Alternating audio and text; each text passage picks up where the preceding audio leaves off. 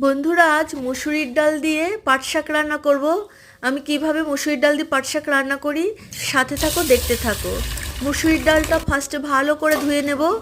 এবার পাশে গরম জল বসানো ছিল, ডালগুলো দিয়ে দিলাম। ডাল উতরে গেছে, এবার ফেনাগুলো ফেলে দিচ্ছি। ফেনাটা ভালো করে পরিষ্কার করতে হয়, পাউডার থাকে সেই জন্য। এবার ডালের মধ্যে লঙ্কা দিয়ে দিলাম। দেখো ডাল অনেকটা সেদ্ধ হয়ে গেছে। হলুদ দিয়ে দিলাম পরিমাণ মতো, নুন দিয়ে দিলাম পরিমাণ মতো। এবার একটু নাড়িয়ে চাড়িয়ে ডালটা একটু দেখো, ডাল কিন্তু বেশি সেদ্ধ হয়, একদম ঘাটা হবে না। পাট শাকগুলো ঢেলে দিয়েছি। এবার পাট শাকগুলো দিয়ে আরেকটু নাড়িয়ে চাড়িয়ে দেব। এবার পাশে গরম জল রাখা ছিল, গরম জলটা ঢেলে দিলাম। ভালো করে উতরে গেছে ডালটা, নামিয়ে দিয়েছি। এবার জিরে, তেজপাতা, শুকনো লঙ্কা ফোড়ন দিলাম। ফোড়ন দেওয়ার পরে রসুন দিয়ে দিচ্ছি। রসুনগুলো একটু লাল করে ভেজে নিতে হবে, তবে রসুনগুলো একটু মাঝখানে কেটে কেটে ছোট করে নেবে।